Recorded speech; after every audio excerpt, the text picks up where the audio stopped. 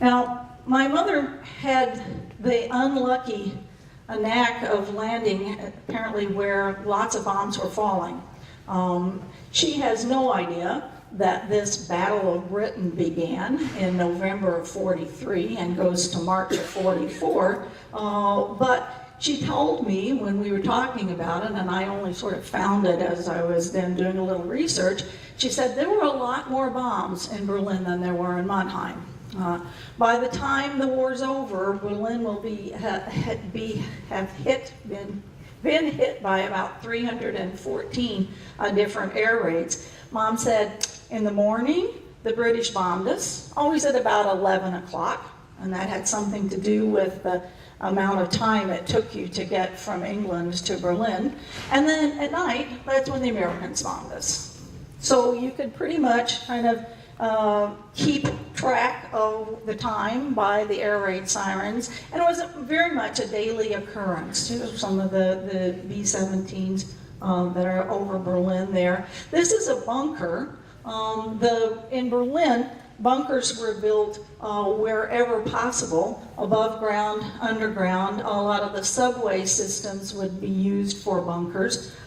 There was a bunker at the zoo, and actually in the very first bombing attacks on Berlin, the only elephant of the zoo was killed in that first bomb. That was one of the Zoll bunker. The bunker at the zoo was really close to where my mom lived. She had an apartment there with her mother. And so they would either go to that bunker or to the one there right by the apartment complex.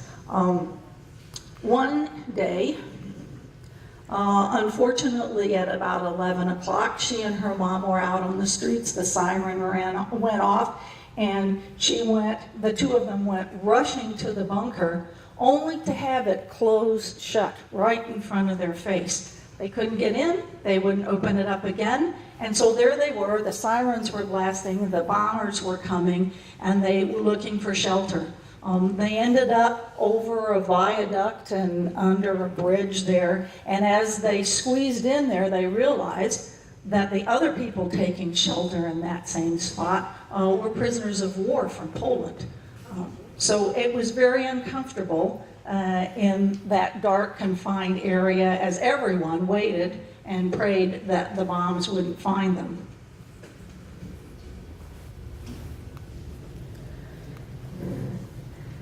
I found a number of pictures of the bombers and Berlin and the rubble that would eventually be Berlin.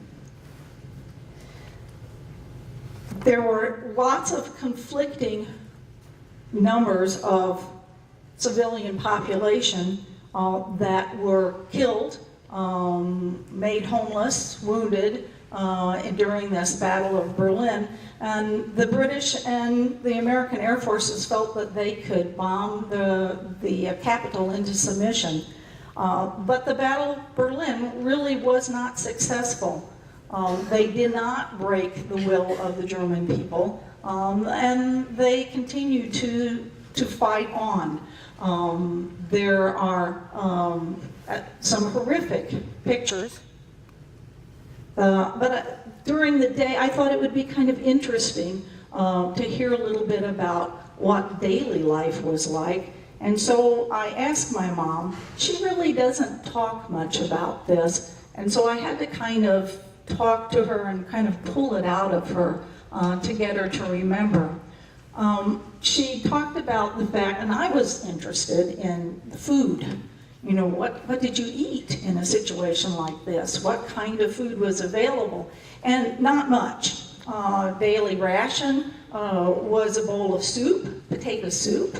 That sticks to your ribs. You would have a hard roll and jelly. And then the big joke was about the substitute coffee. Coffee, you know, everybody loves their cup of coffee in the morning. And the Germans didn't have any coffee available to them. The blockade was very effective. And so they made coffee out of roasted carrots.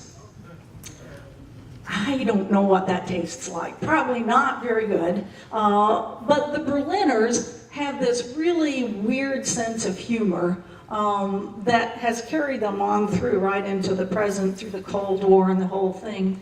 And so they called their coffee Muckenkaffee.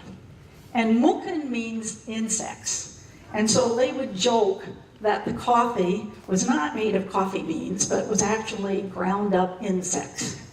Now, I don't know how that could possibly taste good, but that, a little bit, Germans tend to have a little bit of what's called Galgenhumor, which is gallows humor. And so here's a little bit of Galgenhumor. When things are really bad, you just joke about it. And at this point in Berlin, things were not really good. My mom said, well, you didn't have time to go shopping, you just went to work, and you came home. But that was okay, because there was nothing to shop for anyway. There was no clothes available. If you needed something, or if you outgrew something, or if you got a hole in something, you patched it. There were seamstresses. You got somebody else's cast-off coat and had it remade. You weren't fashion conscious at all. You were just interested in being warm and getting where you needed to get, all in one piece. She said there were very, very few men in Berlin at this time, and you can imagine why, obviously. Public transportation functioned very, very well, but she said also every night there was that fear and that dread. You knew that those 4 million Berliners were going to be jolted out of their beds when the sirens went off and everyone went rushing to the bunkers. So there was always that, and in the nighttime it was always worse than during the day somehow.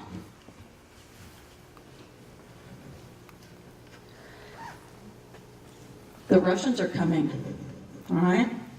The Russians are attacking from the east successfully. The Russians are coming in 44 with their tanks. My grandmother, Margot's mother, had been in Berlin and had been on the eastern part in Prussia, had a job and was working with the farmers, the German farmers that had POW workers. Had those, the soldiers that had been captured were put to work on German farms. My grandmother was involved with organizing them. So as the Russians started advancing on Germany, on Berlin in particular, the Germans start fleeing from the eastern part of Germany, from Prussia and from all of those areas that are now Poland. They walked, and my grandmother walked as well. She walked for many days ahead of the Russian army, and people, as they do, were discarding things along the way.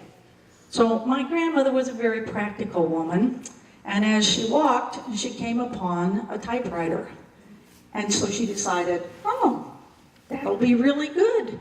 And when things are better, they'll need secretaries. So she dropped what she had and she picked up this typewriter and walked the rest of the way to Berlin carrying the typewriter. Now the typewriter ends up getting left in Berlin. She can't get it on the train. So the typewriter really didn't help, but she was thinking about how she could make things better in the future.